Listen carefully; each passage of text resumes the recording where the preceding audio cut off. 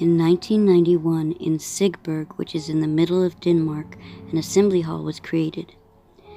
It's very strange though. It's 40 acres and serves as campgrounds that can accommodate up to 1,000 trailers and tents.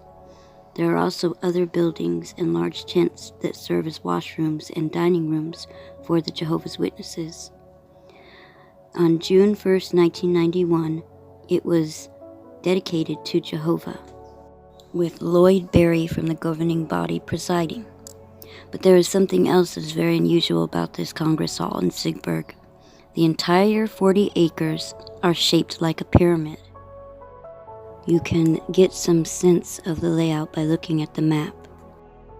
But what is even more strange is that the man-made structures and landscaping have been arranged as to appear as the occultic Eye of Horus when viewed from above. There's no getting around the fact that this is intentional. But why would the governing body be paying tribute to the ancient mythical god, especially with a facility that is dedicated to Jehovah? There is only one reasonable explanation, but just so that there is no mistake, there is more than merely an eye here. Notice how the campgrounds are laid out exactly like Horus's headdress and his chair. But from below, people don't know this. It's just like crop circles. You can't tell what it is unless you look from above. Then you can see.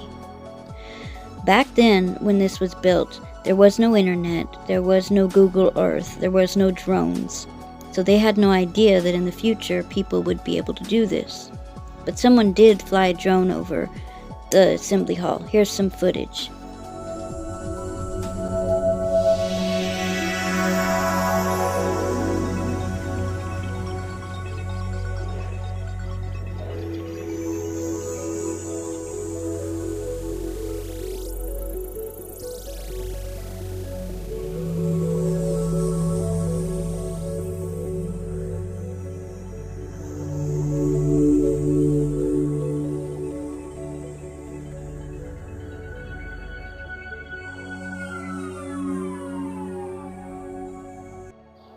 All the Danish Jehovah's Witnesses who are meeting here, I'm sure, are unaware that they have been meeting in the Eye of Horus. There are a number of questions that need to be answered. Why would anyone do this? And what is the purpose of it? We live in a world full of symbols. In fact, the most powerful symbol is probably that of Christianity, or as Jehovah's Witnesses know it, a symbol of Christendom. But there are symbols everywhere, and the Eye of Horus especially is everywhere. Here is the Eye of Providence, as it's also known, or the all-seeing eye. When the capstone to the Egyptian pyramid on our $1 bill. For many years, people have said that Jehovah's Witnesses are tied in with Freemasons. And even though Russell's pyramid has now been taken away, we do know that he was heavily influenced by the Freemasons, as you can see from the covers of Zion's Watchtower.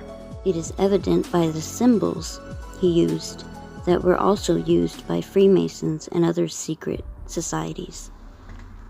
But besides this, there's the Sung-Wing disc, which is also connected with Horus and used in Masonic temples, but it was used on every cover of studies in the scriptures.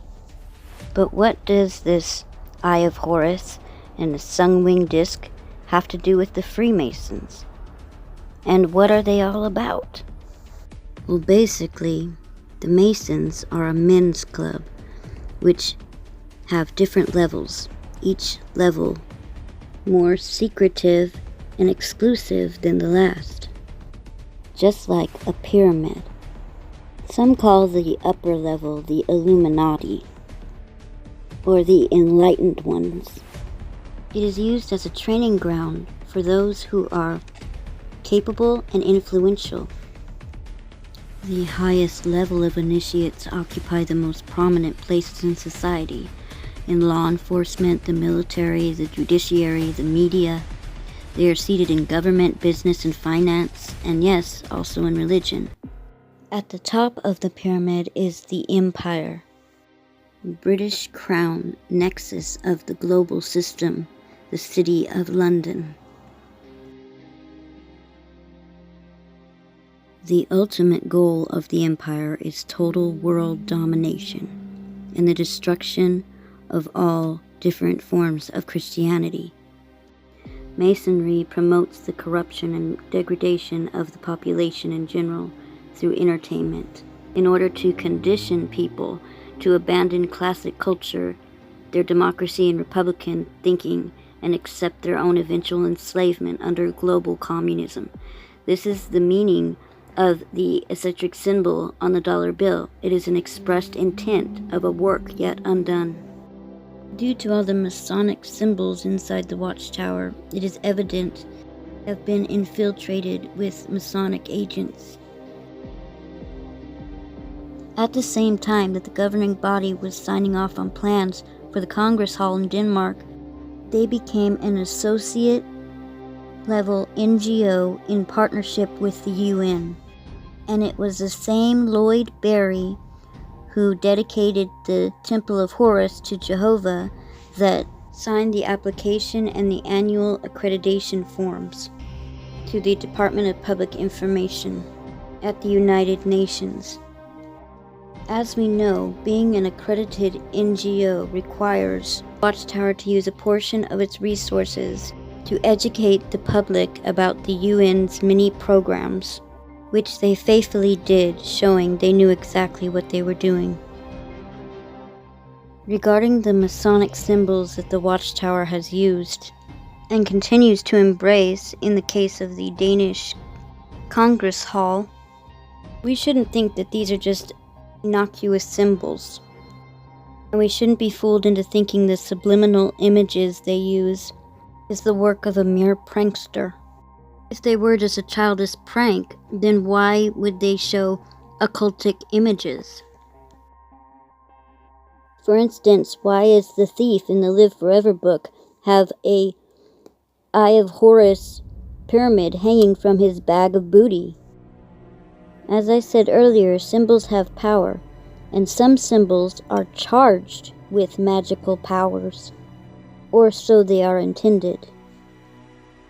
One website had this to say about corporate logos. Considering the fact that members of occult societies like the Freemasons study magic and the power of symbols, there is little doubt that many corporate logos apply this ancient knowledge. Some logos are even suspected to be sigils, symbols that have been magically charged to focus the subconscious to perform particular tasks. In other words, they're more powerful than you think. And this is what Wikipedia said about a sigil. A sigil is a symbol used in magic.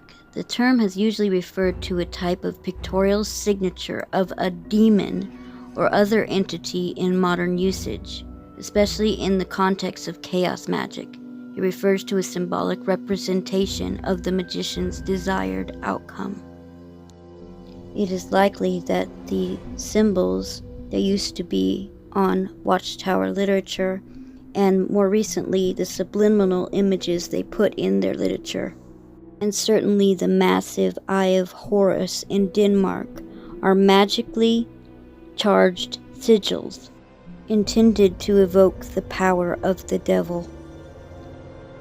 Now, knowing this, think of the words of Jehovah in Isaiah when he is speaking to his rebellious sons. It says, "I cannot put up with the use of magical power along with your solemn assembly." So what is the purpose of these magical sigils? Apostle Paul explained to the Thessalonians that God would allow Satan to empower a man of lawlessness, who would yield a deluding influence backed by a powerful operation of Satan, using every powerful work and lying signs and wonders and every unrighteous deception. Paul revealed that the man of lawlessness promotes a false parousia. That's why Paul warned not to believe official sounding announcements acclaiming that the presence has begun and the day of Jehovah is here. Paul told us that we can dismiss the letters sent even by those who claim to have apostolic authority, because the presence of Jesus Christ will not take place until the apostasy comes first. The Watchtower has announced the presence of Jesus Christ since the very beginning. In fact, for over half a century, Watchtower proclaimed that the parousia had begun in 1874. Was that not a delusion? And to this day, the deluding influence has convinced Jehovah's Witnesses that the presence of Jesus began in 1914. In all probability, this secret cult of Horus among Jehovah's Witnesses has supercharged their parousia delusion by casting a spell through the use of sigils.